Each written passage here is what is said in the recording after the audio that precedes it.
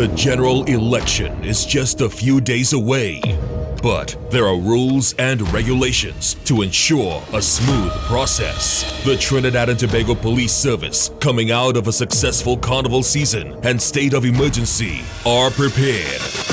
This Sunday, Garth and Natasha welcome Gold Commander DCP Curt Simon to bring you up to speed on the preparedness of the TTPS to maintain law and order during the election while providing professional quality service to our citizens. Listen live from 12:30 p.m. on I-95.5 FM or watch live on the Eye on Dependency Facebook page or YouTube channel. The Counter-Trafficking Unit, Ministry of National Security brings you Eye on Dependency. We don't just share stories, we change lives.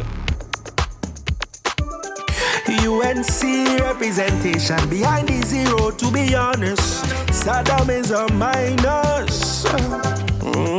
Oh, yeah, hear them stepping forward, purpose for the people, for the nation, fully focused. We vote in UNOS.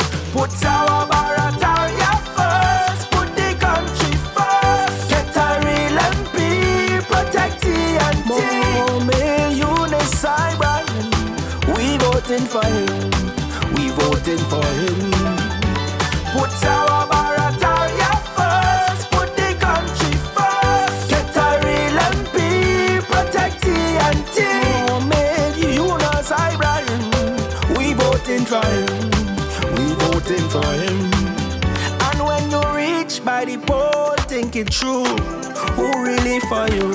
We started behind the zero, to be honest. We started on a minus. Oh yes, now we're stepping forward, purpose for the people, for the nation, fully focused. We vote in UNOS.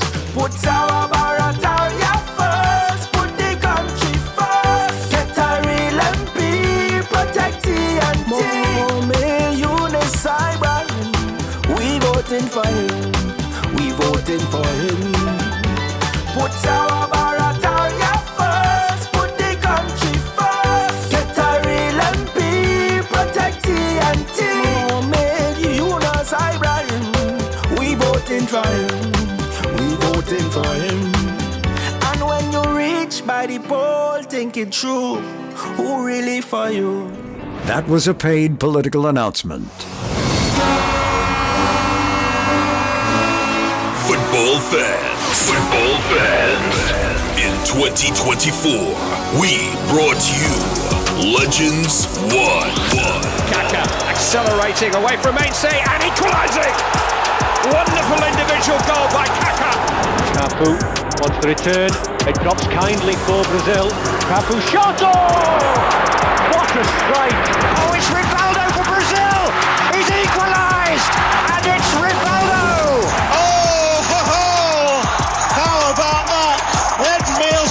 With one of the goals of the tournament. In 2025, get ready for Legends 2. Legends 2.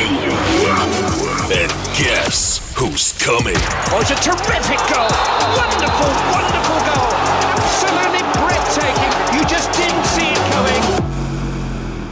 We heard all the arguments already. So on Monday, when we head to the polls, the choice is very clear. PNM, PNM, PNM, PNM. Stuarty, he bright, young, strong. He walking door to door and meeting we on we doorstep, taking care of we business. While Kamala seem frail and unstable with a coalition of self-interest in an unholy marriage. That is a recipe for disaster. UNC, as usual. On the economy, she bring a manifesto that reached 26 billion now, making promises she can't keep with money she do have. All the experts say it can't happen. All year, Kamala done announce a devaluation and she's selling the state assets. So you know what that means? Your bread and butter going from $29 to $61. Lord Father, privatizing WASA, Tiontech, Port Authority is job loss after job loss. And you know who going home first? That's the UNC way. They setting up another raid on the treasury with a highly qualified bunch of scoundrels. The PNM is stable and responsible with a proven record of success in education, taking care of the elderly, disability grants, housing, a solid crime plan, a complete manifesto for Trinidad and Tobago by the PNM. Our future is too important to play with. Vote PNM, PNM, PNM, PNM. And that's a paid political announcement. That was a paid political announcement.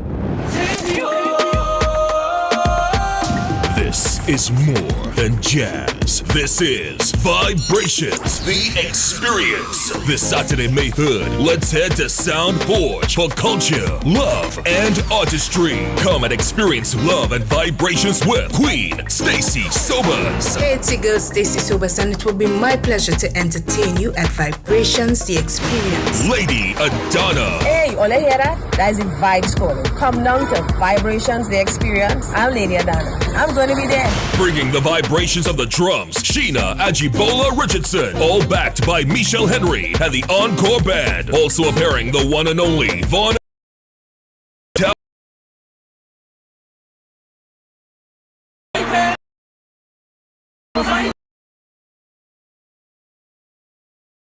Ingole with the wizard, Charlene Bailey. Come feel the vibrations, yo. It's me, Charlene the Dread Wizard Bailey, and I will be in Vibrations, the experience. Jam to the beat of the Panman, Joshua Regrello. The now generation coming with his own vibes, Kute. And sing along with Jaron Nurse and many more. Tickets are now $350 and available at Cache, In Excess, 519 Restaurant and Prindella, and online at islandetickets.com or pay $400 at the door. Call 771-2470 for more info. Come and feel the energy. Vibrations, the experience. This Saturday, May 3rd from 6 p.m. at Sound Forge. Gates open from 5. See you there. When UNC wins, your mental health wins as well. There has been a proliferation of noise pollution emanating from homes and fetes and bars and clubs intolerable to the persons living nearby. The UNC will amend the noise pollution laws to protect your mental health in these noisy residential neighborhoods and businesses. The system of granting bar license, party license will be changed by the UNC. When UNC wins, everybody wins. That was a paid political announcement. Join us this Sunday, April 27, for episode 17 of Eye on Dependency, reality radio at its best. The general election is just a few days away, but there are rules and regulations to ensure a smooth process. The Trinidad and Tobago Police Service, coming out of a successful carnival season and state of emergency, are prepared. This Sunday, Garth and Natasha welcome Gold Commander DCP Curt Simon to bring you up to speed on the preparedness of the TTPS to maintain law and order during the election while providing professional quality service to our citizens. Listen live from 12:30 p.m. on I-95.5 FM or watch live on the Eye on Dependency Facebook page or YouTube channel. The Counter Trafficking Unit, Ministry of National Security brings you Eye on Dependency. We don't just share stories, we change lives. Good afternoon and welcome to another edition of Eye on Dependency, the program where we explore the systems and structures that shape our society and how we can build a more resilient, independent nation. It's Sunday, the 27th of April, and we are coming to you live on I-95.5 FM and live streaming on Facebook and YouTube. So if you are tuned in online, drop a like, drop a comment, share the stream, and let us know where you're listening from, because this is your space, and we want to hear from you. So with less than 24 hours before Trinidad and Tobago head into the polls for the general election, today's conversation is all about safety, coordination, and the invisible systems working behind the scenes to ensure tomorrow goes smoothly. That is correct. And we are honored and privileged to have with us a critical figure in that effort, Deputy Commissioner of Police Curt Simon, who is the Gold Commander for the election. And that title, it sounds shiny, but it is no small task. He is the man responsible for overseeing the national security operation during this pivotal time. And we also have Acting Sergeant Ali, who's the legal officer of the TTPS, to add to the conversation. So, from securing polling stations to intelligence gathering and real-time crisis response, DCP Simon has a massive role to play. Today, we're diving deep into what looks like and how the TTPS is working to ensure your right to vote is protected. DCP Simon and Acting Sergeant Ali, thank you very much for joining us today. Let us jump right in. Thank you even for having us here today. You're most welcome. Of course, the Trinidad and Tobago Police Service, we do appreciate the opportunity to come and share information, and we think it's worthwhile information for our public to know, to understand, and perhaps to be able to relate to. So thanks for the opportunity. You're most welcome. These are gentlemen you see on TV almost every day doing press conferences, and you see Acting Sergeant on Beyond the Tape on a Wednesday, but they decided to come to us today, and we too are indeed grateful. So, DCP Simon, can you explain to us what it means to be the Gold Commander in the context of an election and what your specific responsibilities are? Certainly. And in the context of the election, Gold Commander in the TTPS means that executive officer who has the responsibility of overseeing that safe and secure election process, liaising and linking with all of the different partners in the various strategic areas to make sure and to ensure that the process it runs smoothly, even though smoothly might be a term that might be very much challenged. But that is the thing, and the goal of it for the Gold Commander is really to see that the election comes off without hitches in terms of policing, in terms of security, in terms of safety. The TTPS plays a very, very crucial role in the integrity of the process. And, we take the whole affair very, very seriously as we understand our roles. And we are not in it alone, I must say. There's the Defense Force. They play a very crucial part with us, and you would hear more about their role in this program. And also we have the other intelligence agencies in and around Trinidad and Tobago that they too tend to play a very crucial role. And the Gold Commander really is to bring all of the entities together. And we work very, very closely with the EBC on this in terms of that logistical support as it relates to the polling divisions, polling stations, ballot boxes, ballot papers, and other forms of security that may take part in it. So, what are the major security threats? Let's look at that. What challenges the police anticipate, let's say, during an election period, and how are you all preparing to address them? Yeah, and thank you for that question, Garth. Mr. Sinclair, I should say. Sorry That's about all right, that. so Garth is good at that. Now, it is being bandied about. And of course, we had some information, the Trinidad and Tobago Police Service, that is, and I'm sure you would have heard the commissioner made some comment on it. But before we even go there, just to go to the heart of that question, what are the major security threats? Trinidad and Tobago has been and promises to be in this election to continue to be that experiencing a safe, perhaps even eventless in terms of the type of security that one would imagine elections bring with it. Historically, we have not had any major issues. We have not had any violence erupting, any major disruptive behaviors by our citizenry during elections for all these years that we have been, involved in the processes. So what we understand, though, is that there is something that is termed environmental scanning. And this is a term that we use in law enforcement to understand different patterns and trends that may exist in relation to certain issues. And we do not only look at the trends that may exist here, trends that are external, that are developing, because we know that Trinidad, we tend to copy a lot.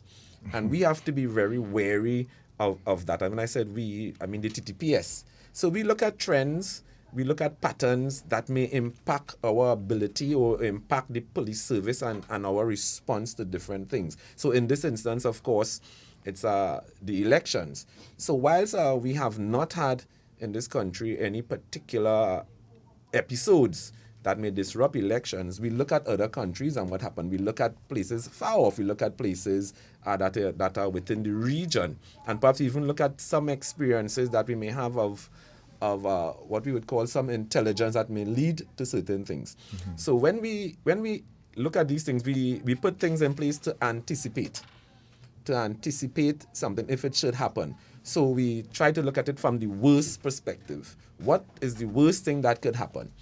And we put our security systems in place for that, to deal with whatever we perceive might be the worst thing. And notwithstanding that we haven't had the experience of any worst thing happening. Right. You know, what we do is to ensure that the electorate is safe, ensure that our polling stations, that they are safe, ensure that the ballot boxes and the ballot paper and the counting, and when I say the counting of the amount of boxes that are coming out, that we must be aware of what is going on in regards to that. Ensure that we are informed and are quite aware of all of the returning centers, the returning officers, the EBC commissioners, because there may be time when we may need to conduct certain security checks with regards to them. We also are aware of the different political parties that may exist, and at times may even perform or conduct threat assessments depending on what is being said or being understood, in the security arena and with regards to all of these different entities. So it's really a matter of looking at what is happening and planning to counteract anything if anything wrong should go wrong. And it's a pity though that what we've witnessed over the past couple of weeks with I don't know if it's because we have more parties in the brew now, but I've noticed long ago there were I'm just calling two names, right? UNCP and them meet up, they dance, they give one another bounce, and then they pass each other. Now it has become a little contentious, where we've seen them actually challenging each other and literally getting in physical altercations with each other. You all and the police have any update on or have to intervene at any point in that regard? So, and I find that interesting that you are saying that, because even before coming here, mm-hmm. I made a check on the amount of reports that we would have as it relates to electioneering, as it relates to campaigning. So we looked at things from property crimes to perhaps even crimes against the persons as it relates to the election campaigning. And we have had very, very few reports. Yeah. Now, on social media, you're hearing, and social media tends to produce things a lot faster and perhaps produce things that may not necessarily be the truth. Correct. About something. And we have not had many instances of persons becoming embroiled in their interactions when they do interact. In fact, I recall, I think it was Thursday, there was a meeting in St. Joseph, a very large meeting, PNM, the PNM, and we know the two bigger parties are, in fact, the PNM and the UNC, in terms of their outward support and so on. And just about, there were two meetings with the two parties about 300 meters away. And there was no interactions between the parties, between the supporters. I spoke to the senior superintendent in charge of that division, that is Senior Superintendent Michael Pay, and they had put a number of security systems in place because of the proximity of the meetings. Right. And he said that he reported that there was no activity that would have caused the police to apprehend anything happening on that night. It was a very smooth meeting, and the crowds were very, very large. So I think that generally Trinidad, we really do tend to guard our peace and enjoy it. So while social media may produce certain visuals out of context visuals. Yes, social media tends to do that, and we even appreciate that because we do follow social media closely to assist us in what it is we may execute. But we have not had we have not had much of those situations. Yes, you have had. I know in Point 14, we arrested a gentleman who made certain claims, and that he would tie up people and he was arrested and taken to court. In Tobago, there was a situation with one party member entering a house and electioneering, and there was a scuffle that is being investigated as we speak. I know that a file was submitted even on Friday with regards to that. So the investigation is perhaps almost completed. It's just for some directions on the file, in going forward. And I even spoke with our legal advisor here on that matter, Mr. Ali, yes. And he advised the Tobago officers that they should pay certain attention, not just to the regular assault and battery issues, but also to what it is the representation of the People's Act may have to say about such an occurrence. And maybe when he comes in later, he has a lot to say on the laws as it relates to elections, and you would hear from him shortly. Right, okay. All right, so the final question before we go to break, if you can with reveal this information, how many officers are going to be deployed across the country on election day, and how is that deployment structured? Yes. So we are using up to about 7,000 officers. And when I say 7,000, I mean the TTPS Reserve and the municipal police. And whilst it's all related to elections, stations are supposed to be manned by individual officers. So if you are counting, you would be realizing that over 2,000 officers would be engaged in protecting the polling stations. But these officers are on the inside. But we need to have perimeter security. And here's where other officers would come in. The Guard and Emergency Branch are playing quite a crucial role in that. The IATF playing a very crucial role. And then the Divisional Task Force, they are playing a crucial role. Then we also have officers who would be dealing with the intelligence aspect of the elections. And that comes under the whole purview of DCP Suzette Martin, who's in charge of investigations and intelligence. And she has deployed a number of the personnel within that framework of the TTPS, to do these different things. And she has even set aside persons to deal with election fraud-related matters.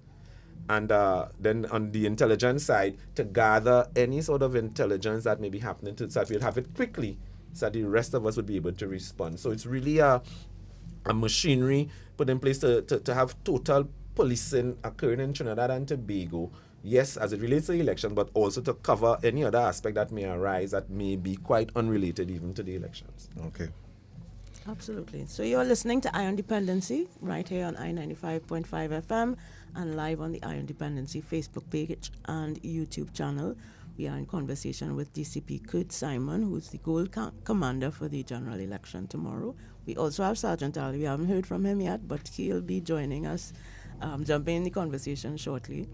And we are talking about how the TTPS is coordinating with other agencies to protect your vote. So don't go anywhere. We're going to take a short break. We'll be right back.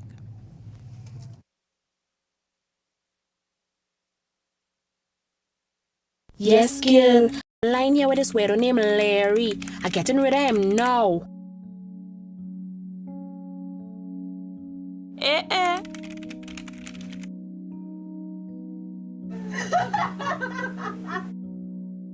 Let's take a selfie. It's looking good, boy. I'm putting it online.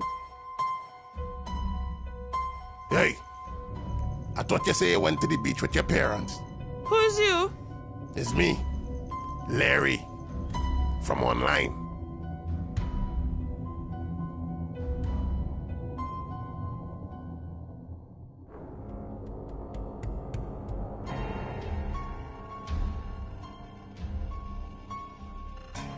Hola, my name is Elena. Well, it's actually not my real name. You don't really care, do you?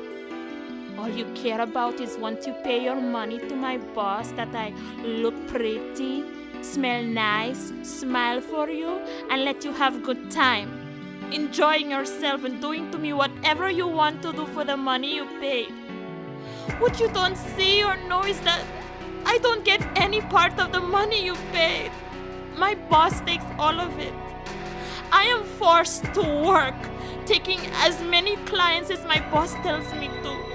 I am beaten, made to take drugs, and I cannot leave this kind of work on my own. I am a victim of human trafficking. Please, por favor, help me.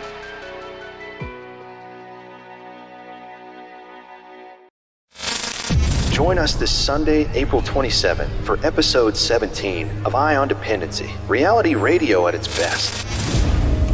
The general election is just a few days away, but there are rules and regulations to ensure a smooth process. The Trinidad and Tobago Police Service, coming out of a successful carnival season and state of emergency, are prepared.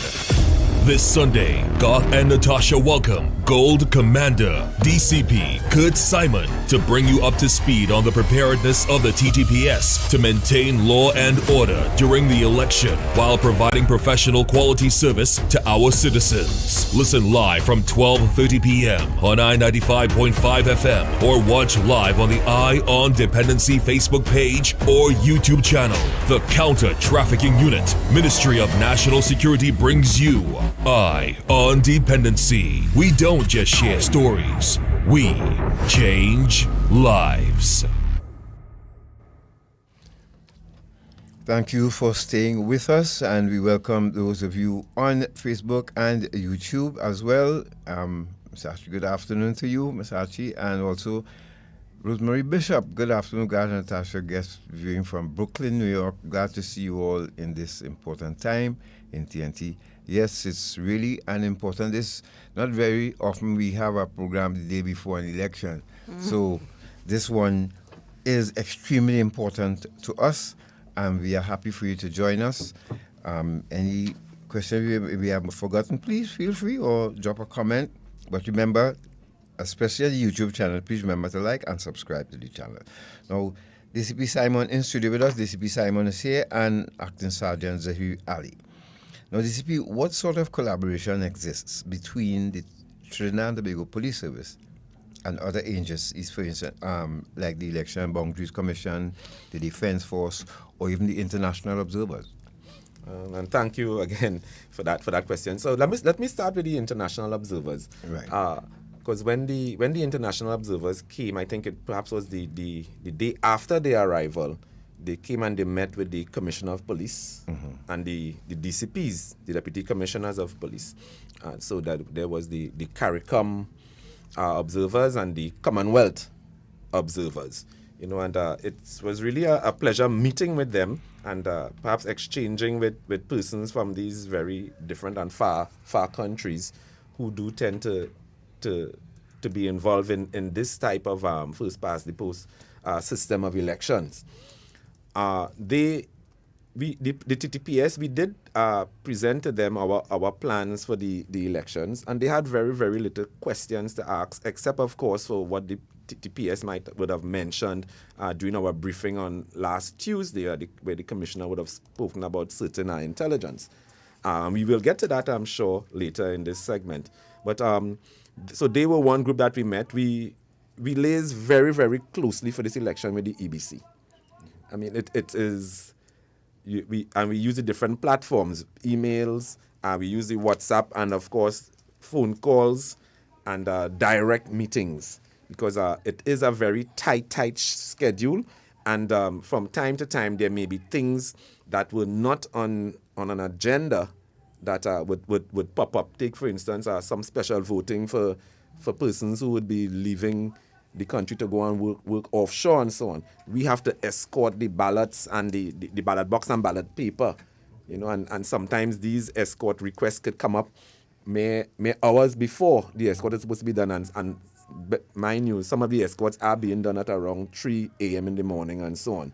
So when you get a request a few hours before that, know how the juggling have to take place, with the deployment of our resources. Another group that we met with were the campaign managers, and we thought that was an important meeting to have, and we did that meeting on the using a Zoom platform to make it more convenient for everyone, because there are 17 parties really involved in the elections. Of course, we have the major ones but most people would know, but there are 17 parties involved in elections within Trinidad and Tobago, and in that meeting, we did represent ourselves to the campaign managers. We did tell them what we expect of them and ask them what they expect of us. We told them what to expect of us. We went into some legal ramifications of the elections that I would let Mr. Ali now perhaps express, what those contingencies or what those issues are, because they become more pronounced as the time go on. So tomorrow it would be very, very interesting, on the laws that persons would have to uphold. But perhaps Mr. Ali can start on some of the issues that we might have spoken to them about before during campaigning, because there are some issues there. We are through that now, and the focus now is on tomorrow on polling day. And I invite Mr. Ali to come to the mic. Thank you very much, Deputy Commissioner Simon, Gold Commander, and thanks for inviting me to join you on this platform. Good afternoon to Garth and Natalie and Trinidad and Tobago. I think it's important, with the opportunity to speak to the members of the public. I think we just need to contextualize a little bit from a legal context. We enshrine with the respect enjoys in Trinidad and Tobago, and I think it was important to understand that. So the first point I'd like to get to the citizenry in Trinidad and Tobago is that, yes, you have a constitutional right, but it's not absolute. And hence why you have the Representation of the People Act that regulates your conduct in the campaign, and also, most importantly, where we are on the eve of the polling day in Trinidad and Tobago. It has gone as far, and I want to thank the Deputy Commissioner and the executive of the TTPS for this outreach and creating public awareness. Importance is, if you look at the police service construct, our mandate is to detect crime and other infraction of the law. And it's important for the citizenry of Trinidad and Tobago to recognize that built within that Representation of the People Act are very serious criminal offenses. And I want to stress that.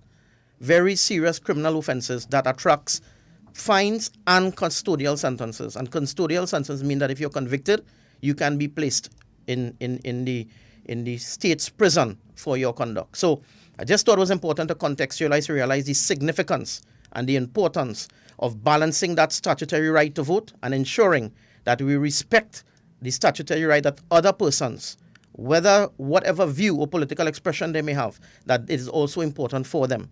So along the lines that the DCP has introduced me, just by way of reference, there are a number of offenses, but in the interest of time, I just like to look at the significant ones so that it could be in the minds, of the citizenry of Trinidad and Tobago. And I'm also looking at what's happening in the public domain. We are seeing allegations of intimidation. Now, when you look at the Representation of the People Act, that can easily be landed in the area of what we'll call undue influence. And just to expand on it a little bit, undue influence, simply put, is where persons are using threats.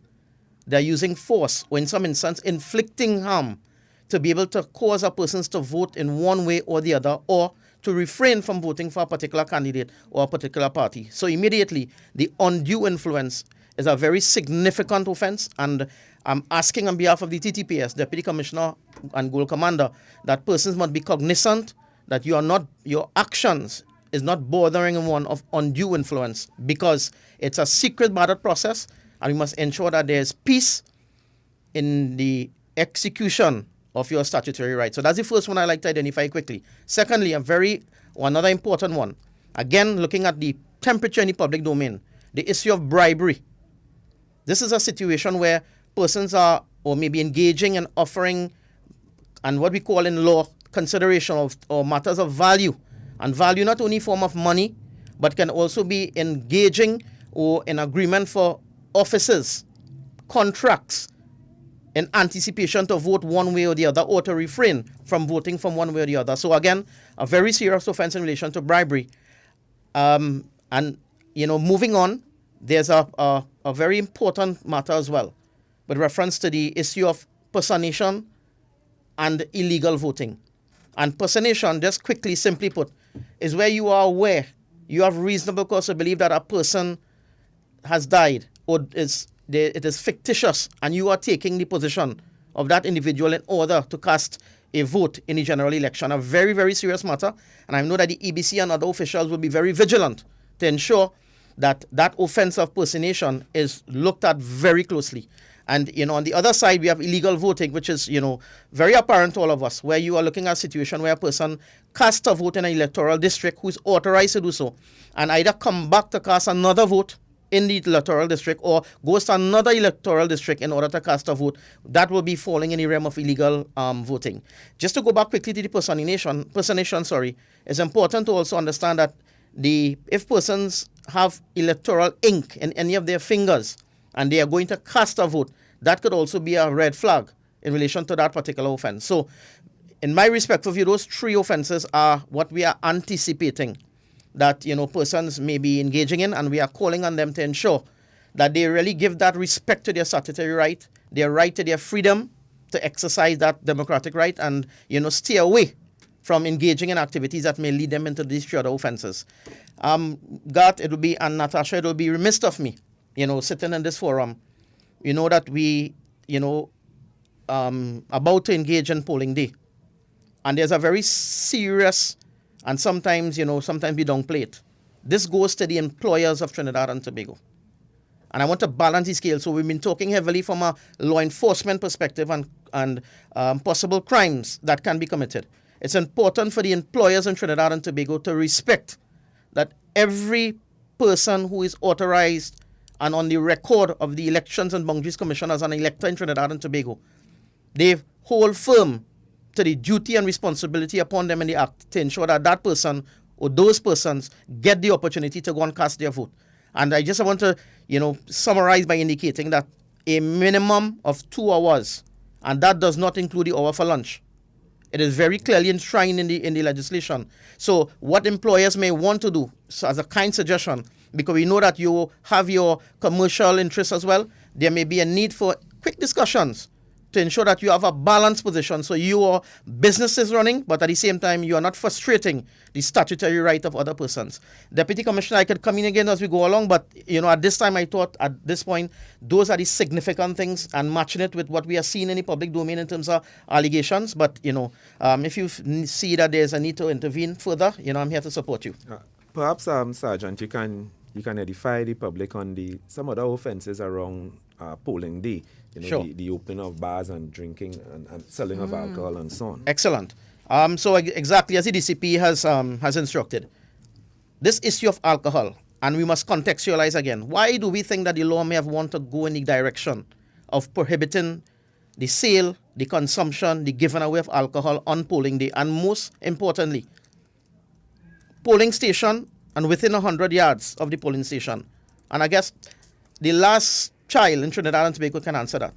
The possible impact that alcohol could have on the minds of the people of Trinidad and Tobago if it's not managed and it's not controlled. So the law went in the direction to be safe and ensure that between the opening of polling day and the closing of polling day, that premises that are were authorized by the Liquor License Act should not be engaging in the sale, distribution, and let me include this point, giveaway.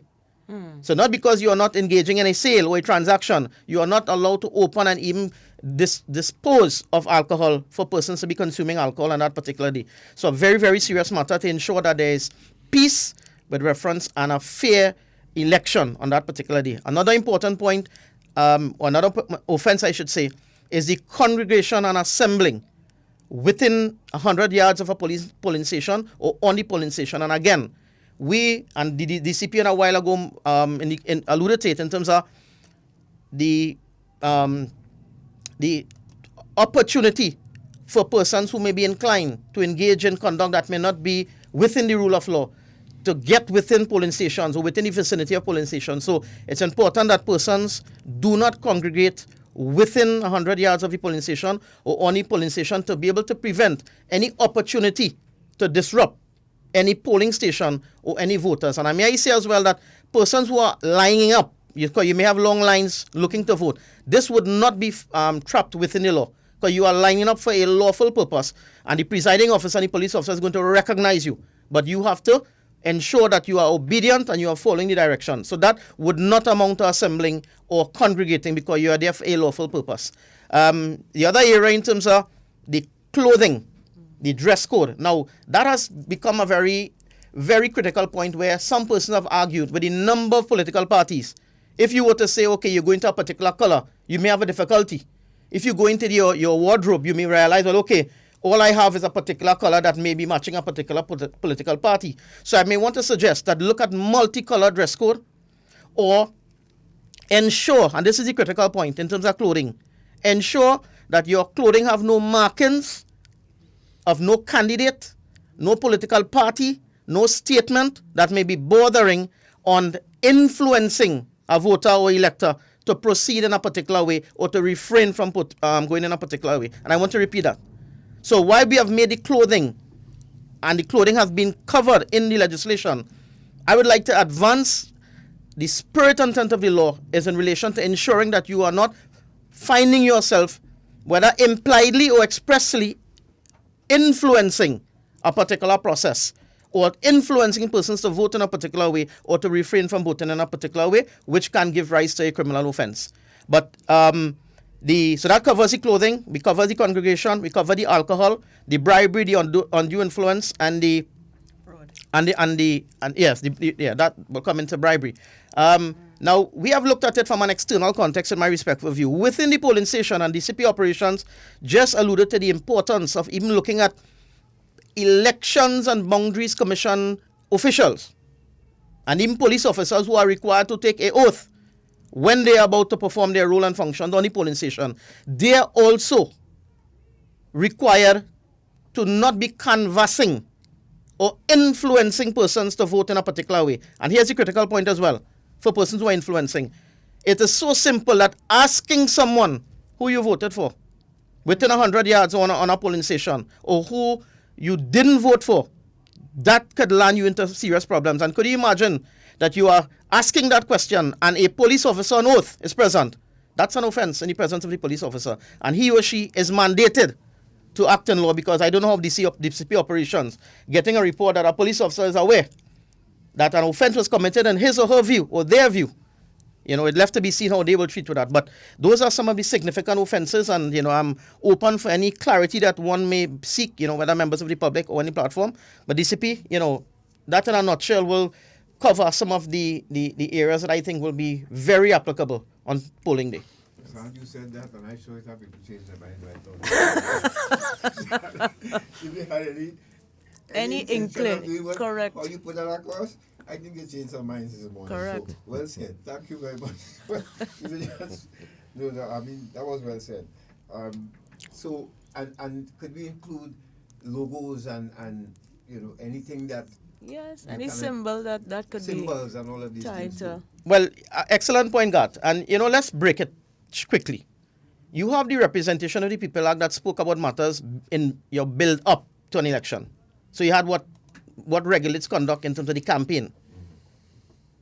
When you come on the polling day, and if you're reading that legislation, and I want to strongly advise that just as we are interested in casting that vote, or we should be, let us take a look at the Representation of the People Act.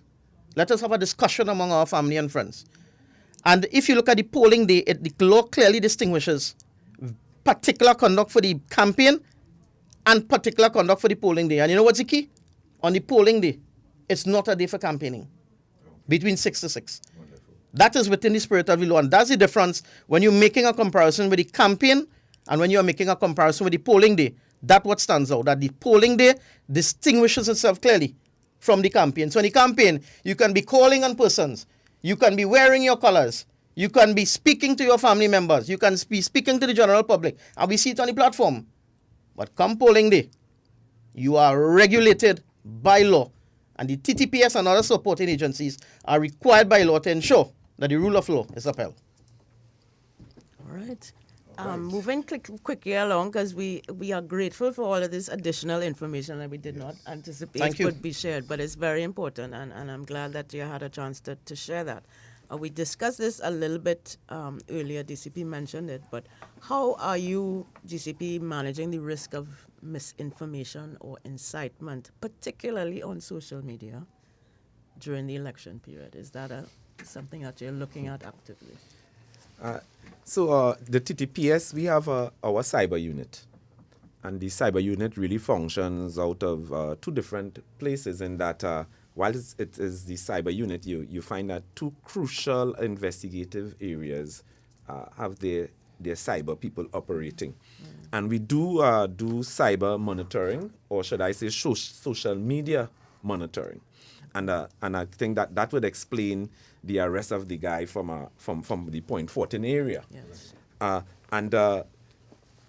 What we do is when we see things that may be going awry, we would come out and we would make public statements. And just as we are here making statements, we would make public statements about things that are happening. And I think that it has been working well for us. We do tend to get in touch with persons who may not necessarily be breaking the law, but may just be close enough to do so. And we ask them that they can perhaps consider their different approaches and methods to what it is they are doing. Now, in terms of how we react to it, I think that is the question really. The TTPS, we have an investigative machinery. So in the TTPS, you have the patrol function, you have the investigative function. And we are quite confident with our capabilities in conducting investigations. And the investigative machinery are those persons you find that we would deploy to deal with any incidents that may involve some sort of prolonged investigation as it relates to these type of matters, because cyber matters, they do tend to be a bit prolonged, but we are trained and capable to react. Now, I would just want to perhaps at this time wade into something that you heard the commissioner spoke of last Tuesday when he said that the TTPS has gotten some information, about persons who may be bent on interfering really with the electoral process, and some you heard the commentators. Some commentators said that he might have been wrong to put out the information. Some said that he was correct to put it out.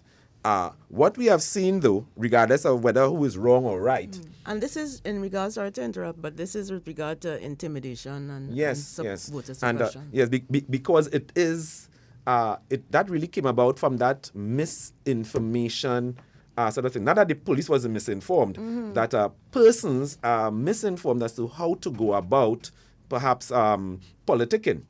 Right. So just as Mr. Ali said, that persons may use intimidating tactics to cause persons to vote one way or the other. And what they may be doing that from a place of passion, from a place of love for their parties, not realizing. And I'm just saying that if we are naive enough, and we are not, but we must consider that may be the motive behind it, that it comes from that place of naivety. But even if it doesn't, Mr. Ali would have just warned the public as to what could be the consequences. And if you are not naive, you will still suffer the consequences. But what we have found, though, that since the commissioner has made the utterance and the warning and signal what it is, the intelligence that we have, and signal that the police service will by no means sit quietly or throw hands in the air and not respond. Since we have thrown that out there, and since we started responding, because we have responded to what it is we have learned. We have found that on social media and even from our human sources of intelligence, we have found that there is a retardation of that whole idea, that whole perhaps that whole talk of persons wanting to intimidate people. I myself did send a message to someone, that is down in the Southland, I sent a message and said, look, we are hearing certain things. And whether the thing be true or not was not as important to me at the time, but in terms of, but what was important rather was that the message is sent from the police service that we are hearing so and so, and we are not going to tolerate it. The message that came back to me was that what I was hearing was incorrect. And I am happy for that they are saying that it's incorrect, because if it is correct, the police service, we are an entity who, yes, we are quite professional, but we will not, as the commissioner said, we will not stand idly by and allow law breaking to occur. We will not stand idly by and allow lawbreakers to flourish. The TTPS will be very potent with our response. We'll be very professional with our response, and we'll be very exacting with our response. So again, Mr. Ali would have spoken of the offenses, and I am speaking to the public now that if we encounter persons setting out there to intimidate and to persuade others to vote one way or the other, the TTPS will deal with it, and we deal with it decisively. Thank you very much for that detailed explanation. Those of you who are having problems with Facebook, as we experienced us, please go across to our YouTube channel. Okay, so look for Dependency on YouTube, and you'll find us there too as well. Now, before we go to the next break, somebody, Rosemary actually asked a question. I think you can speak to it because in some people's mind it might be illegal now. She just said, I just saw a video showing UNC with a party van giving away box of frozen potato fries to people in some constituency. Is that considered bribery? Is it legal or illegal? Is it, during the campaign? Corporal?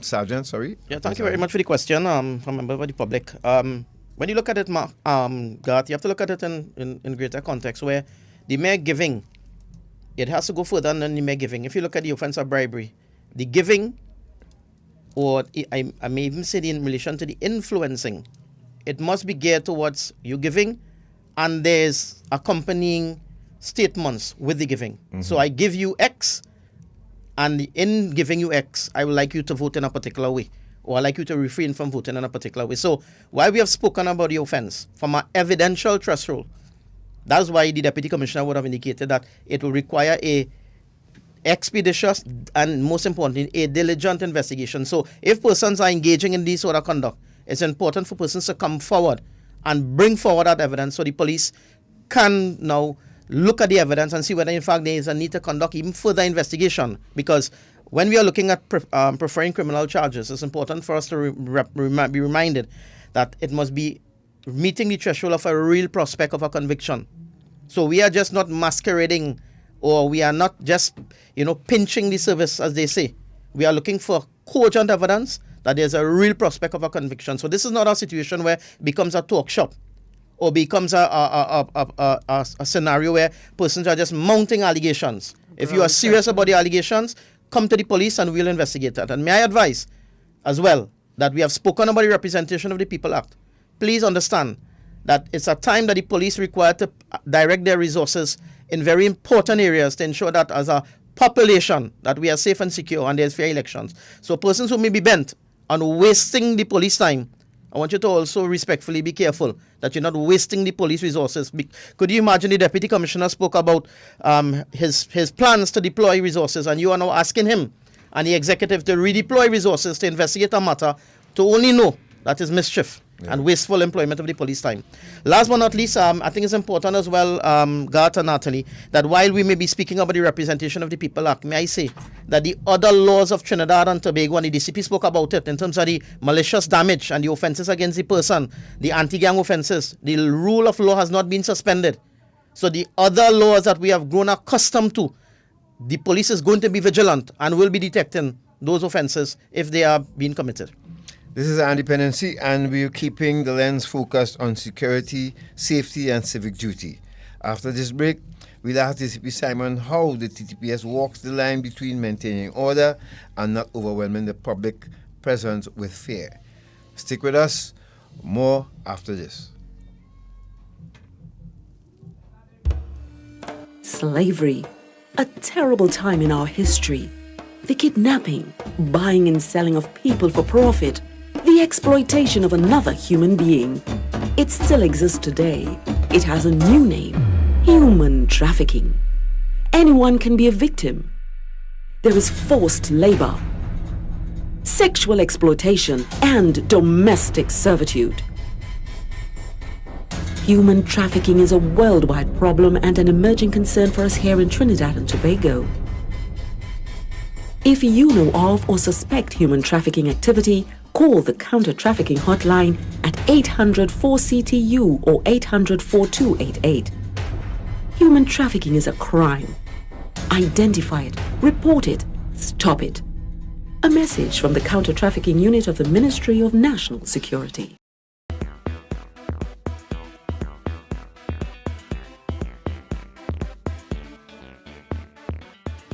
Boy. I feel like I'm gonna buy myself a senorita tonight. Nah. You know you might be promoting slavery. Slavery? What you talking about? Hey, modern day slavery or human trafficking is just what some of these people just do. You know some of these women were tricked to come here? Some are held against their will, abused, and even beaten. Most times the girls don't even see any of the money that is paid for them. And every night, they just have to come out looking nice and sexy for somebody like you. Human trafficking is a serious problem and a serious crime. Persons who solicit commercial sex services may be contributing to human trafficking. A message from the counter-trafficking unit of the Ministry of National Security. Thank you very much for staying with us. This is Eye on Dependency, and again, tomorrow is election day. So in accordance with that, we have the DCP Simon, who is the goal commander for the election, and also Sergeant Ali, who's the legal officer for the TTPS. And we want to move swiftly along with some of the questions that we have left. And the next one is DCP Simon. How does the TTPS balance the need for high visibility with not creating a sense of militarization or fear among the public, seeing people with, as they say, the long guns, and to make people feel maybe intimidated or afraid that the scene being painted is a rough one? And I am glad that Trinidad and Tobago is a mature and experienced public. And even over our last couple months, persons would have seen a heightened police presence. I have not heard any complaints from our public or our citizenry that our presence intimidates them. Our presence does not intimidate the Trinidad and Tobago public. I think, in fact, the Trinidad and Tobago public tend to really appreciate our presence. Yes. And we know that there is a crime issue in the country, and the TTPS, we are responding to it, and we have seen that over the SOE, the amount of different exercise operations that we conducted, the amount of arrests we conducted, and we didn't get complaints, The TTPS did not get complaints about the operations they conducted, about the roadblocks, about just our general presence in the society itself. And I think that we are aware that election time, you would see that presence continue. And I think even the political parties, when they are having their meetings and so on, they ask for the police presence. And police, you find that wherever we are present, persons tend to really accept and receive us. So perhaps we do not necessarily have to worry about balancing, our presence with a sense of militarization. Now, for polling day, you would see the army out there with the police, but this too is nothing new. The public has grown accustomed to seeing the defense force with the TTPS, and we work handsomely together, And I think that on polling day, that presence would not and it should not cause any sort of anyone to feel intimidated, and unless and of course you are someone who is bent on breaking the law. You see, the law is for lawbreakers. And those who uphold the law do not have any problems with the TTPS. So I just want to say to persons, you would observe a highly visible police service. You would observe a robust police service. You would observe a police service out there who are intent on maintaining security and safety in this election time and to be more specific on polling day. And so long as Trinidad and Tobago conduct its business in a peaceful and orderly democratic manner, there would be really no persons do not really have to feel any sort of anticipation, towards your police service. We are your police service, Trinidad and Tobago, and we are really here, for you, and we all came from you. So policing in this election time is not, and certainly cannot be, and I don't believe that you are interpreting it as an intimidatory manner as it relates to the elections. And perhaps after the elections, when we hear of the reports, and perhaps particularly from the CARICOM and the Commonwealth observers, we may see how persons look at us in terms of our interactions with the public surrounding elections. Right. Sure. Now, I concern, somebody asked a question again, and I think a member of the public just asked a question here. What about buntings and flags in front of people who put up for the shops and places, and that has to come down by today? Or that is there an offense keeping that up while people going to vote? Let's say a polling station is down the road and you're passing a shop with one set of flags of a certain color before you reach the station. Is that against the law? Very excellent question. And I think that if we go back to understanding that anything that can be interpreted as campaigning or promoting a particular party or particular candidate, what I will always advise is that us lean on the side of caution. So if the campaign is to ensure that there's peaceful elections on that day, it is our responsibility to ensure that nothing that we do should be being interpreted or looked at or can be dragged, I should say, I'm going to use a derogative term, dragged into the line of influence, whether impliedly, whether expressly, on what have you. So I will want to advise that if that is the case, that we be conservative and we remove it to ensure that we are not attracting any undue attention on ourselves or any allegations that person may make against us. But just to go back to to build on the response from the DCP operation, I think it's important. And the question that you asked, Natalie, a very piercing question, and how, from a legal context, how I'll answer that is that statutory right that we spoke about, the high presence, the citizenry should view it as we are ensuring that your statutory right is so dear to you, so sacred to you, so sacred to the democracy of Trinidad and Tobago that that's the response, that's the gift of the state agencies to ensure that statutory right is upheld at all times.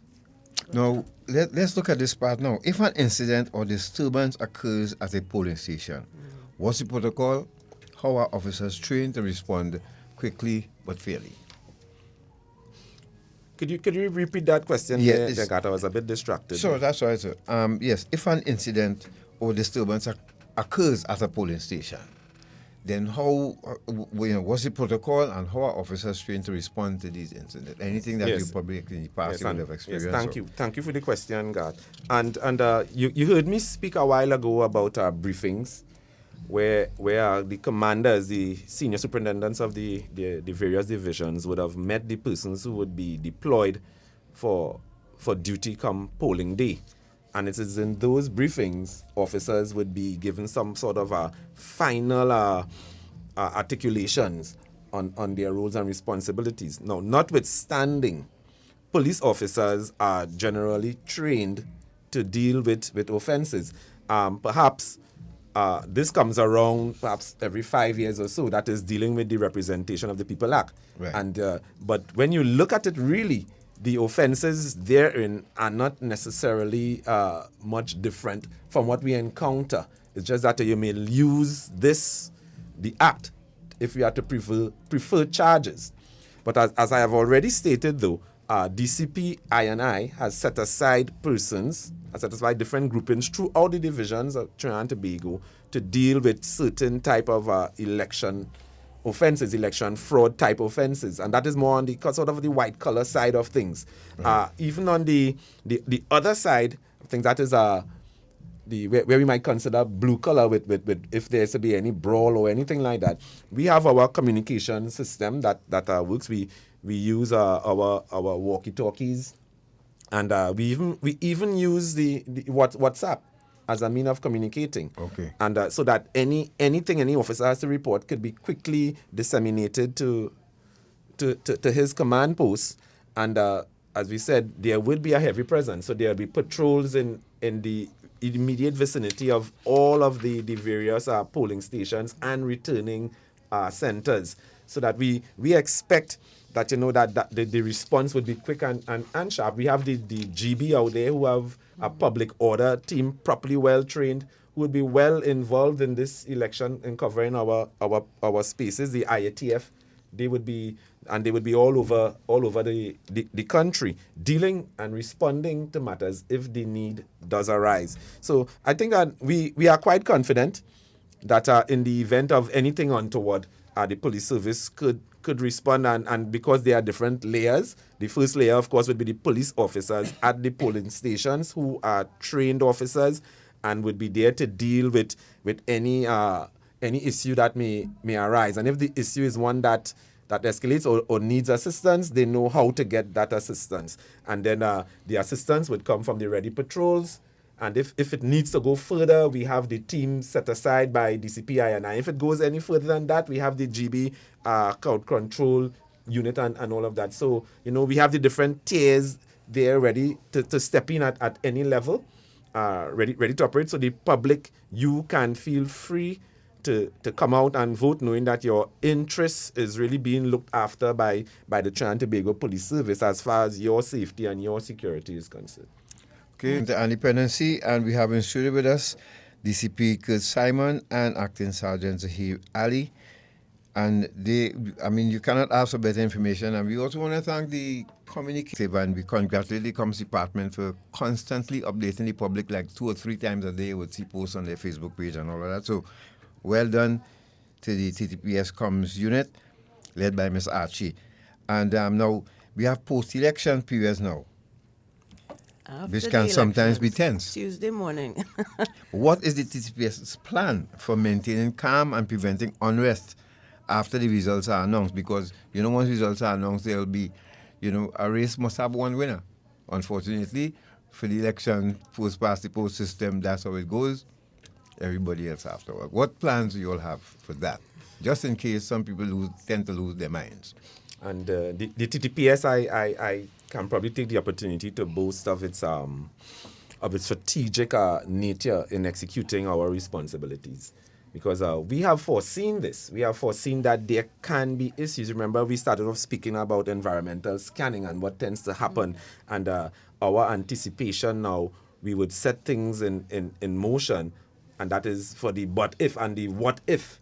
So we do have plans for after elections, and it does not necessarily deviate much from what it is we are doing right now, because right now our post-SOE activities are helping us maintain a certain level of even crime reduction, in this time. And we are using that, which we have learned in the SOE, to really execute our processes right now in the election time and post-election. But perhaps for just a more direct sort of response to the question, we look at what are the possibilities that may happen on election night. I know that Trinidad and Tobago, we do tend to enjoy and the experience of getting results and the same night of the election, and persons would know who would win and who would lose. So there's always someone who is smiling, and there's always a crier, and there's always someone who may really, enjoy the victory, and there's always someone who would experience the agony of defeat. And their responses, the different type of responses, that really comes under that human behavioral type. And what is the TTPS? How is the TTPS going to really anticipate human behavior? Well, we anticipate it by putting things in place that would make any misbehavior a deterrent. Now let's look at social media.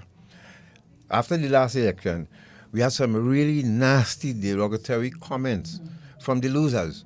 I'm talking about really nasty. Do you all plan to monitor social media as well for that and to ensure that that doesn't happen? Because some people will really lose their minds and go over the edge. I'm talking about using the N-word and so on and so on. Are you all prepared to do that too as well? So our social media monitoring and surveillance, it's 24/0. Right. Election or not, it's 24/0. And we monitor social media for offenses. And you know, we the TTPS has demonstrated that we can not only monitor social media, but we can act and we can solve the crimes that tend to occur in that space. Now, not everything, not every derogatory comment made would be a criminal offense, and we must take note of that. Right. Because and I think that is where perhaps the civil law may come in. Mr. Ali might come and explain some of that in a bit, you know, defamation and libel and so on. Mm-hmm. And the TTPS does not necessarily respond to those type of civil offenses. But we would look at it and get in as peacemakers, because we are peacemakers, the TTPS, and we would get into that area and speak with persons. But for the sake of the what I'll call that physical presence, we will have that physical presence at the various areas, and that is the headquarters of the parties, the major parties where we expect the large crowds. There are some places where you're going to definitely expect large crowds, and other places where there wouldn't be. And it wouldn't be the first time for us in treating with that. And we already have, in terms of our deployment, we have persons who are on that laid back. We tend to like to call it the layaway people who are waiting, you know, so that if we have to come into action, we have never had to spring into action. And I'm confident that tomorrow night, whoever wins or whoever loses, it would not cause the TTPS to have to spring into action, neither the defense force. But the TTPS, together with the defense force, looking at our logistics, we are quite able, quite ready to respond to any untoward activity. But even in saying that and in doing that, our meeting with the campaign managers did cover that perspective, you know, victory and defeat, and the behavior that we expect from persons. And we expect persons throughout, regardless whether you win or not, to be respectful, to be even humane, to be humble, you know, in the receipt of your results. And we are saying, you know, you can enjoy your politicking, enjoy voting, enjoy winning, perhaps even enjoy crying. But while you're doing all of that, no, do it with the knowledge that the TTPS, we are here, and perhaps like some person, they say, we have our eyes on you. Before we go to, I just wanted to inform people that we have something to show you all, and I'm glad the sergeant is here this morning with us of something that I don't know if the police have any update on it, but it's answering to ads in the newspaper and on social media. I just wanted to throw that in here because there was a video that circulated of someone answering, inviting for a job and got kidnapped against their will. And I just want you all to, again, speak to our citizens about these things, you know, engaging people online and meeting them in areas that could cause them harm. Right? So, Natasha, as we wrap up, we're getting closer to 2 o'clock, so I just wanted to ask the DCP and the Sergeant what message you would like to send to the public ahead of tomorrow's election, both in terms of safety and civic responsibility. So of course, I would encourage and ask my colleague here, Sergeant Ali, to come in first, especially on those legal aspects, you know, on what the public should be doing, and in terms of even our advice to them as it relates to elections. Thank you, DCP. You know, in my closing comments, Natasha, the Deputy Commissioner made reference to a very important point in response to a question from Garth. And, looking at post-election or even while the counting is ongoing, I will want to take this opportunity to advise strongly the head of the various political parties.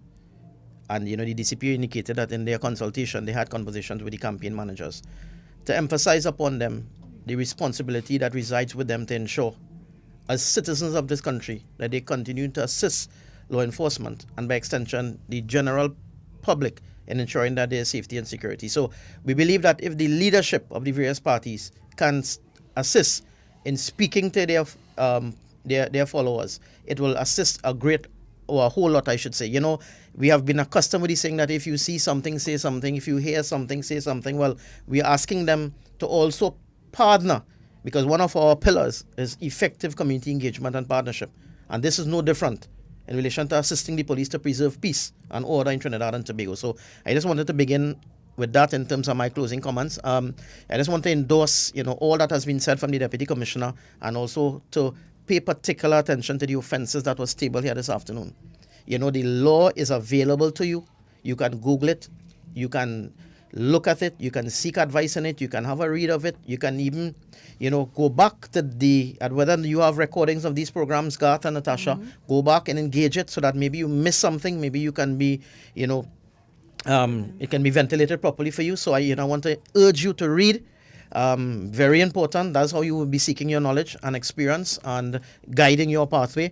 And let us appreciate that many places in the world are not privileged. And we must appreciate that as a country. That a day will come that we all will leave. And the time that we have to experience this, let us enjoy the best of it.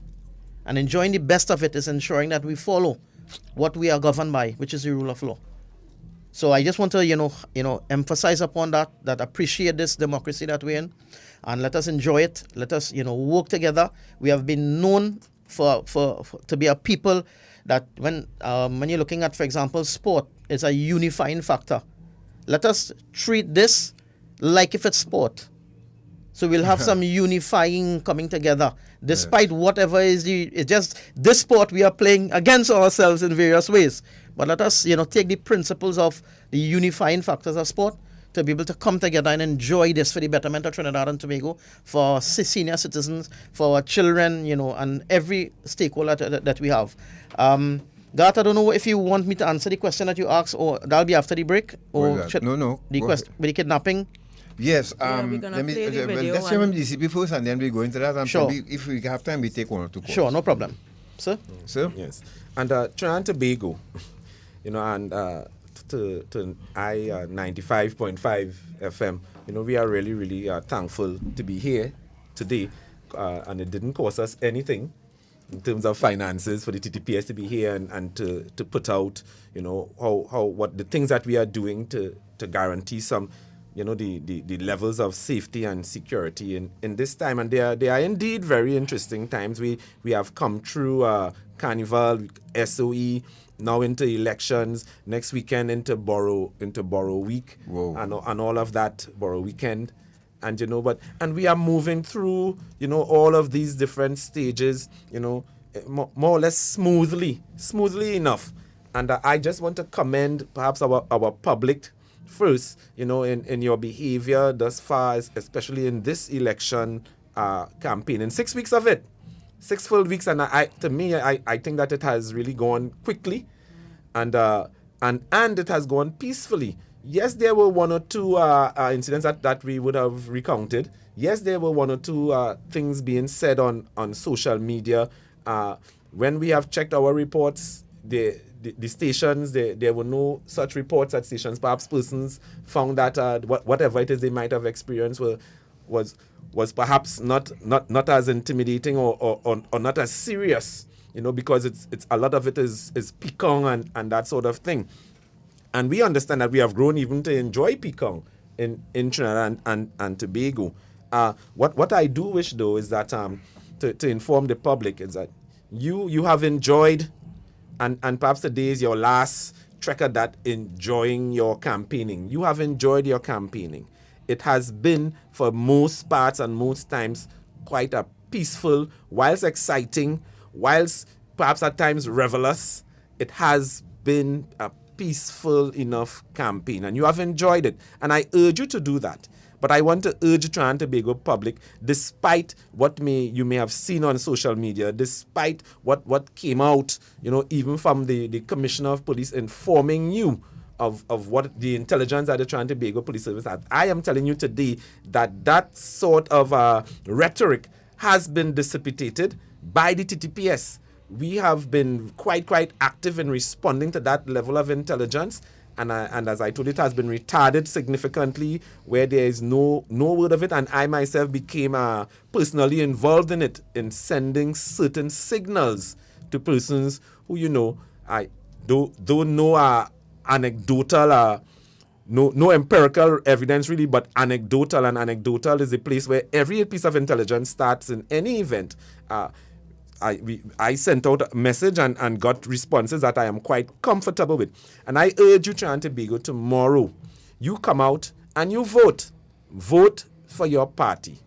Do not be intimidated. If at any time you feel intimidated by the presence of someone, by a word being uttered or shared, you feel free, pick up that telephone and you call the nearest police station. You call the 999.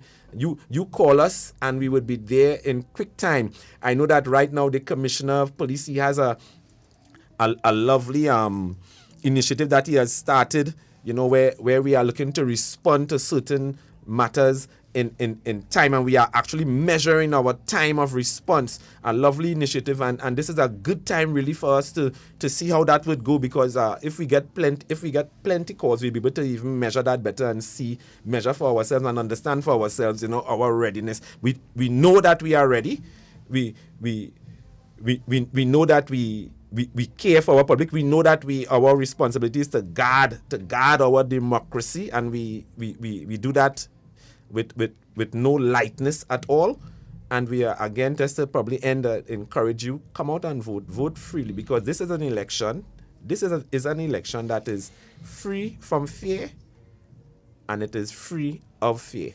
So you come out, Trinidad and Tobago, you vote, and have a time, and you, those of you who have to celebrate tomorrow night, we look forward to even that, to you partaking in these celebrations, knowing very well that your TTPS, we are here to protect and serve with pride. Thank you. And remember to win and lose gracefully.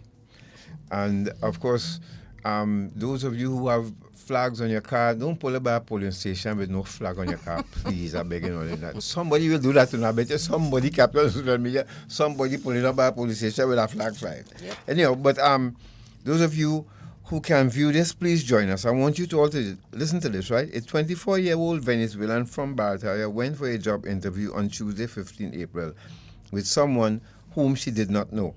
Now, as you all know, we are in support of the Counter-Trafficking Unit, Ministry of National Security, who's responsible for keeping this information on the air for you.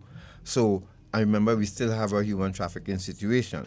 The individual took her to a place and kept her against her will for days before she used a phone to send the video to a friend.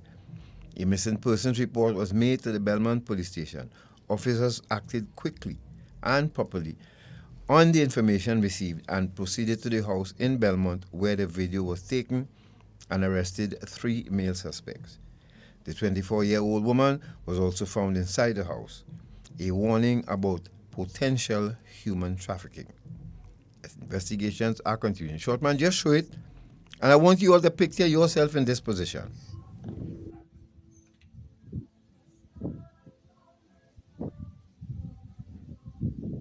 About answering ads in the newspaper and all of that. So what we are looking at here now, Tamika, could you there's no audio on this video, but she just tried to film exactly where she was, which to was give a sense of what she was going through. So you see the gates are locked with chains and locks. Yeah. And thankfully, the person who was in receipt of this video made a report to the police and who intervened in a timely fashion. Yes. So we want to thank the police. Yes. Thank you very much to the TTPS for responding to this, because it's just a simple video she sent out and she was able to get rescued by the police. Zaheer Ali? Well, thank you very much, Garth. This is a very serious matter, Garth. And you're taking me back, a couple of years, at the counter-trafficking unit. And when you explain the chain of events, and I'm happy that you take us into the direction of the trafficking in persons. Yeah. And in that trafficking of persons, a person who transport and harbors and receives, and this is a key element, that means by deception, by fraud, for the purpose of exploitation.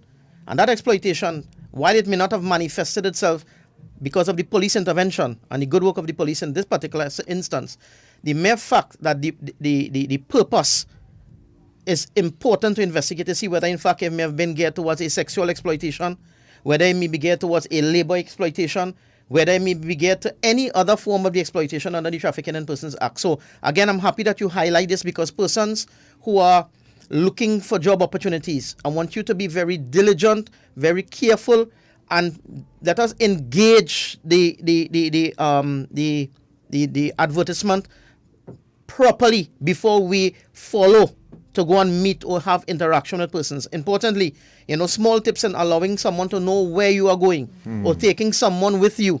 You'll realize that the traffickers or the alleged traffickers will now be very uncomfortable because they want to take you into an area of vulnerability.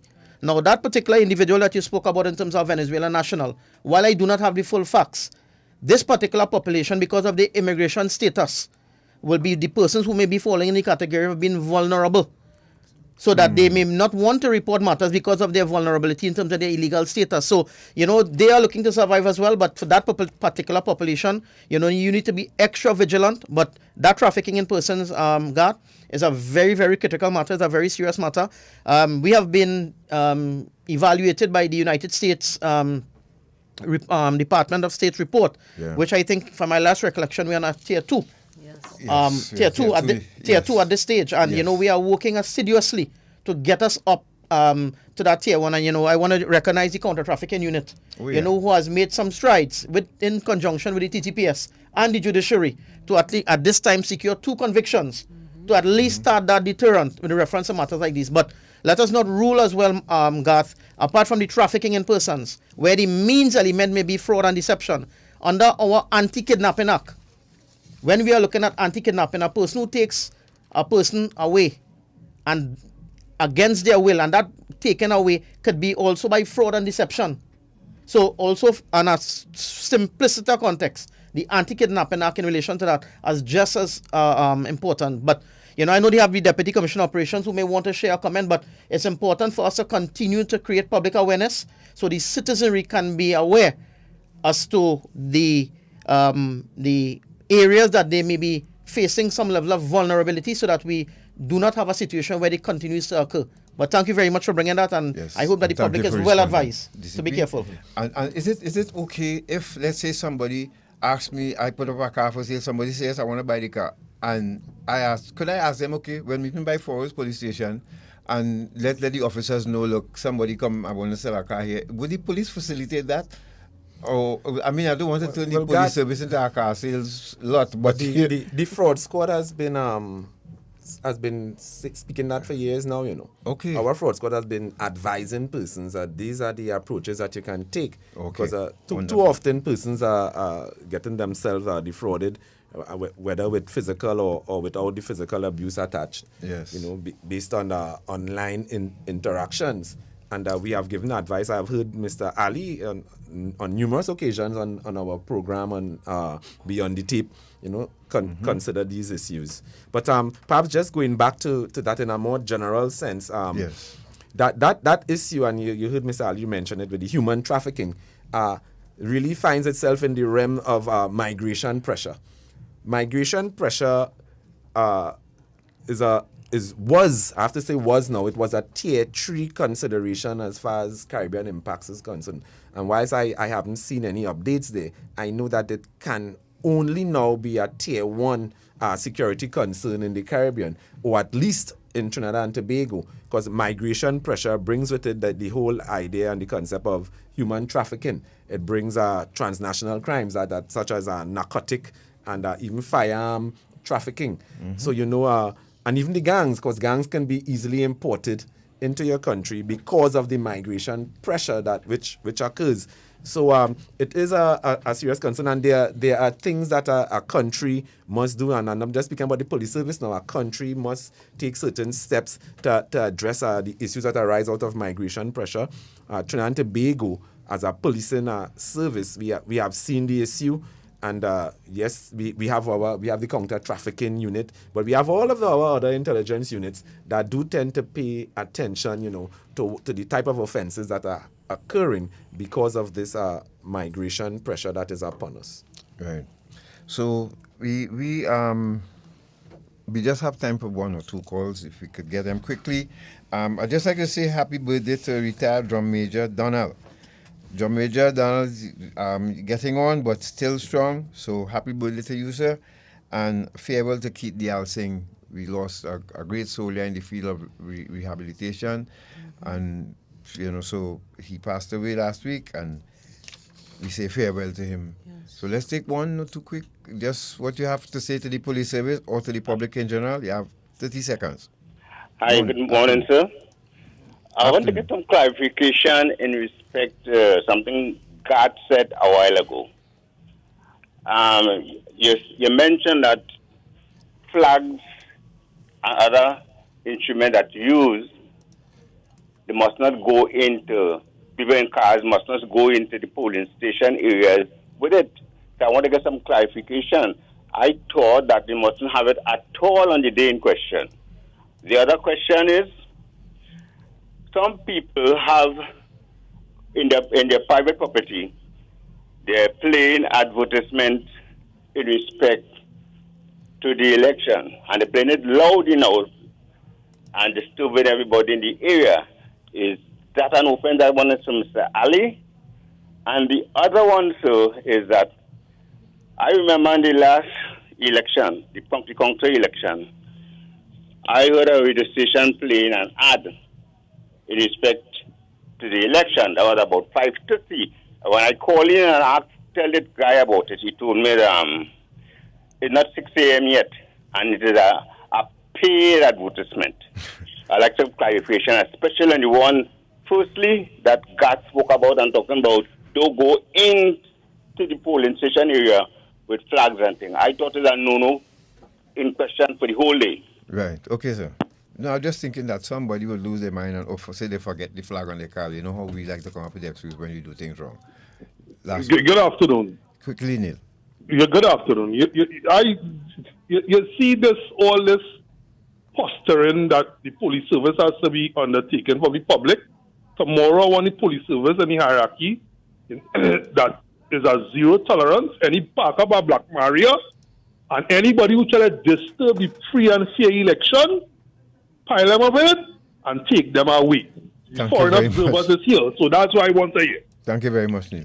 All right, so which one, Salan, you want to deal with? Yeah, I'll just deal quickly with the thanks to the caller for the question that he posed. I'll deal with the issue of the person playing loud music.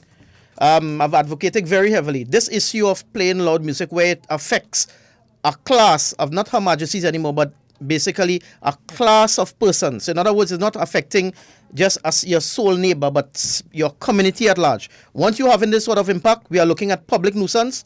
And once the police go to that location on a report, and the police themselves can also form part of the public in terms of where you are playing loud music. And I wouldn't go to the consequences in terms of the impact on loud music in terms of where we have old people, where we have young children and other persons of vulnerability. So very straight, that's a matter that if it's impacting a cross-section of the community, it can border on public nuisance, which is an offence under the Summary Offences Act, and the police can proceed. And there was a judgment from the Privy Council, so I don't need to speak anymore in terms of authority to proceed. And I know we have the Deputy Commissioner of Operations here who may want to say something. And just to hammer, polling day, there's no room for your campaigning to be able to be influencing or appear to be influencing person in a one way or the other, or to influence person not to take a particular position. So I want to be candidly clear. Polling day is a day that is governed by the Representation of the People Act. So do not be engaged in an activity that can be expressly or impliedly, or even you attracting allegations of trying to influence persons in a particular way. So, there's a saying that prevention is better than cure. Let good sense prevail. So I hope that I've answered your questions, caller. Thank you very much for your questions. DCP? all I have to add to that is anyone you have heard a list of the offences that we have spoken of here, and it's quite easy for you to download the Representation of the People Act 201 and see these offences in more detail. And if you should detect these offences, you can call the police, as I have said. Call us and we would respond and take the necessary action. So we thank you, DCP Curt Simon and Zaheer Ali, for joining us this morning. Reinforce the importance of safe and peaceful elections, encourage others to do and follow the rules that you heard here today, please. So, Natasha, with that, we say... Yes, before we do though, Garth, I have to go a little bit left before we go. I want to encourage people, as exuberant and forthright as you are about voting. Election is just one element of democracy. When people participate through community meetings, advocacy, volunteering, protest, or speaking out on issues, they help to shape public policy. They help to hold leaders accountable and ensure that decision-making reflects the needs and values of the community and not just a few powerful interests. It builds stronger and more connected communities and empowers individuals to believe that they have a real stake and a voice in society every day and not just on election day. So as you exuberantly go out and cast your vote, which is your right and your responsibility as a citizen, let us remember that after these elections, your right and responsibility as a citizen is to engage in the democratic process. Right. And we have coming up next, the all-inclusive family show with Mr. John Benoit. So stay tuned for that. Don't go anywhere. The soothing music will keep you calm until voting day tomorrow morning. So please, but I just want to share this quick, Tamika, from a friend. I've read several postings, right? But this one made me smile. I want to share it with you, but they ended with a good message. So you have several T-shirts of many colors, flags, flyers, and manifesto copies. If you are like me in traffic at peak times, you are left wondering where the favorite radio and local television programs have gone. All we are bombarded with is, this is a paid political broadcast. A friend of mine called it political rape. But, however, social media platforms were also ablaze with political adverts and statements. Well, it will soon be over, and come Monday night, our government leaders for the upcoming years would be revealed. It is my wish that those selected serve their communities with the same campaign energy and not disappear into the land of promises. Yes. I hope those not elected can accept the results and not turn to the use of nasty social racist comments as seen last election. We have made it through the battle, and it is up to us to use the civic right and vote the candidate of your choice. Many have fought for the right to vote, as in several countries, this does not exist, as Sergeant Ali just alluded to. Come Monday, away from the campaign chatter, you and you alone get to select your leaders in the privacy of the voting booth. Exercise that right, love life, live with passion and purpose. And this is from Brother Randall, my good friend Randall Harford. Thank you so much, Joanna Chitu, Comms Unit, DCP Simon, Zaheer Ali, Sergeant. Thank you all very much, Tamika. Natasha, thank you very much. Yes, go out and vote and be safe, please. God bless you all. And tomorrow is Canada election too. Some Canadians just reminding us of that too. Yes. Hi, Sister Rosemary. Yes, Canada election is tomorrow too. So plenty voting happening tomorrow. Take care, folks. All-inclusive family show up next with Mr. John Benoit. Take care. Good afternoon. There was a time when we were so happy, and as a nation we used to shine. Our leaders promised that we would prosper, till it took away that sunshine of mine. You are my sunshine, TNT sunshine, shining so brightly every day. This is my chance to say I love you as we forward to better days. It's time to rebuild our nation and rise together again. On April 20th,